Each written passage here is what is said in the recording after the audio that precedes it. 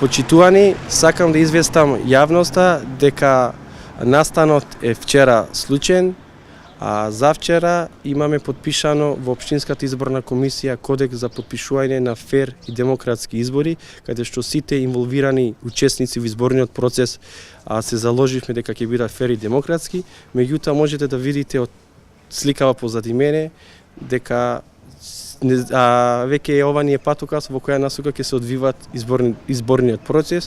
и сакам да апелирам до сите гласачи, до сите симпатизери,